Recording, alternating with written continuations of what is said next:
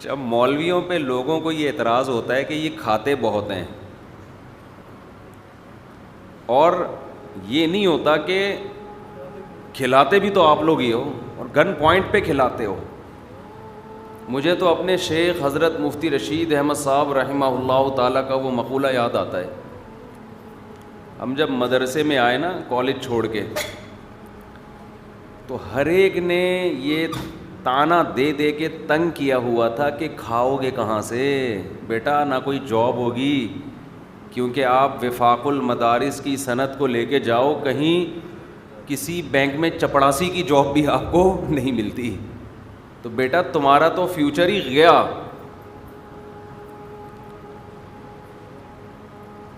تو آپ کہاں سے کماؤ گے، کہاں سے کھاؤ گے، کیسے لائف گزرے گی، کوئی رشتہ نہیں دے گا. یہ تانے بہت سنے ہم نے.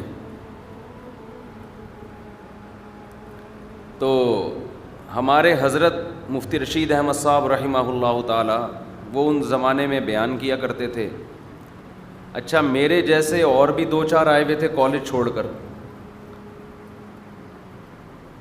ان کو بھی یہی تانے، یہیں کراچی کے تھے وہ، اور بہت ذہین تھے، بہت قابل تھے. انہیں لوگوں نے کہا کہ تم تو اتنے ذہین قابل ہو، کہاں سے کہاں پہنچ جاؤ گے، کیا کر رہے ہو، ملا بن رہے ہو. ملا ایسے چھیڑتے تھے ہمیں، وہ ملا. تو ان کا بھی خون پیا ہوا تھا لوگوں نے. ایک دن تو ایک صاحب نے مجھے تانا دیا کہ بیٹا اب ساری زندگی نہ کبھی اپنے خرچے پہ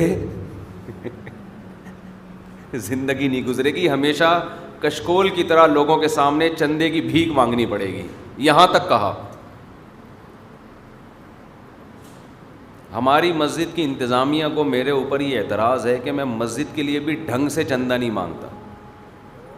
چندہ مانگا ہے مسجد کے لیے انتظامیہ کے کہنے پہ، لیکن وہ مانگنے کا اسٹائل بھی ایسا تھا کہ دینا ہے دو، نہیں دینا تو سمجھ رہے. ہمارے مسجد ہے بھائی، ہم تو آ رہے ہیں نماز پڑھا کے چلے جائیں گے. وضو خانے میں نل کا نہیں ہوگا، آپ کی ٹینشن ہے، ہمیں تو وضو کر لیتے ہیں گھر میں. تو اسٹائل بھی ہمارا یہ والا ہوتا ہے چندہ مانگنے کا، اگر کبھی مانگنا پڑ جائے. وہ بھی آرڈر ہوتا ہے کہ مانگو. میں نے ٹوٹل زندگی میں 3 دفعہ چندہ مانگا ہے، 3 دفعہ، اور تینوں دفعہ اپنے کسی ادارے کے لیے نہیں، دوسرے اداروں کے لیے.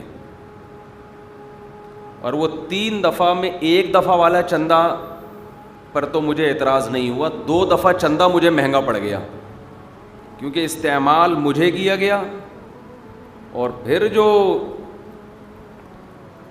جن لوگوں نے چندہ منگوایا، بس زیادہ گہرائی میں نہیں جاتا انہوں نے کیا کیا، پھر وہ اب تک مانگے ہی چلے جا رہے ہیں. کئی سال ہو گئے مگر ان کا چندہ رک نہیں رہا. لوگوں کو ان پہ اعتماد آ گیا کہ مفتی صاحب کا آدمی ہے، تو وہ آٹومیٹک ہو گئے. آٹومیٹک پہ چلی جاتی ہے نا مشین ٹھیک ہے نا. تو جگہ جگہ سے میں نے وہ کلپ ہٹوائے. تو میری کوئی چندے والی کہیں بھی ویڈیو نظر آئے نا تو سمجھ لیں کہ یہ غیر قانونی ہے، میری طرف سے اس کی پرمیشن نہیں ہے. شروع میں تجربے نہیں تھے اتنے، تو اگر کبھی کوئی اپیل کرنی ہوگی تو تمیز سے بتا کے پراپر ادارے کا، اس کی رسید، یہ سارے چیزوں کا سیٹ اپ کر کے ہوں. ہاں یہ ضرور ہے کہ بغیر چندہ مانگے کچھ لوگ اعتماد کی بیس پہ پیسے دے دیتے ہیں کہ آپ فلاں جگہ دے دیں، آپ زکوٰۃ کسی مستحق کو دے دیں. وہ تو لوگوں کا اعتماد کا معاملہ ہے. اس رقم میں بھی اس قدر احتیاط کرتا ہوں میں کہ آپ میرے گھر والے، میرے دوست احباب اس پر گواہ ہیں کہ اتنی اس میں احتیاط ہوتی ہے کہ یہ سوچ کے رکھتا ہوں کہ ابھی میری موت ہو گئی، ابھی اس ٹائم، تو کسی کو کنفیوژن نہ ہو کہ لفافے میں جو رقم رکھی ہوئی ہے یہ کس کی ہے اور کہاں پہنچانا ہے. اس کو بہت حساب کتاب الحمدللہ برابر رکھا ہوا ہے. شو مارنے کے لیے میں یہ باتیں نہیں کہہ رہا. انسان اپنی برائیوں کو چھپاتا ہے، خوبیاں بتا دیتا ہے. مقصد یہ نہیں ہے کہ ہم بہت نیک ہیں، مقصد یہ ہے کہ پیسوں کے معاملے میں ہماری قوم میں 2 نمبری کوٹ کوٹ کے بھری ہوئی ہے. حساب دیتے نہیں ہیں، بتاتے نہیں ہیں. جو 1 نمبر لوگ ہیں نا غلط پیسہ استعمال نہیں کرتے, وہ بھی کنفیوژن میں بہرحال ڈالتے ہیں. بہت سے 1 نمبر لوگ ہیں, آپ ان پہ زکوٰۃ دیں کہ بھئی کہیں خرچ کر دو, اعتماد کر سکتے ہیں, لیکن ان کو خود نہیں پتہ ہوتا کہ میرے پیسے کون سے ہیں, زکوٰۃ کے کون سے ہیں, مسجد کے کون سے ہیں, مدرسے کے کون سے ہیں, یتیموں کے کون سے ہیں. آج مر جائیں, کروڑوں روپے اکاؤنٹ میں پڑے ہوتے ہیں, پتہ ہی نہیں ہوتا اس میں کس کی رقم کون سی ہے. بعض ٹرسٹ ایسے ہیں جو پیسے کمانے کے لیے بنائے گئے ہیں. بات کہاں سے کہاں چل پڑی, بس جلدی سے آ رہا ہوں اصل ٹاپک کی طرف. جب آپ کسی ٹرسٹ کو رجسٹرڈ کرتے ہیں نا, تو اس میں کچھ لا ہے, قوانین ہے کہ اتنے فیصد پیسہ آپ امپلائیز کی تنخواہوں میں لگا سکتے ہیں. ہوتا ہے نا ٹرسٹ میں, ٹرسٹ چلانے کے لیے ملازم رکھنے پڑتے ہیں, تو ان ملازموں کی تنخواہیں ہوتی ہیں. تو بعض ٹرسٹ ایسے ہیں کہ جو ٹرسٹ بنانے والا ہے نا, ساری تنخواہیں وہ خود کھا رہا ہے. سمجھ رہے,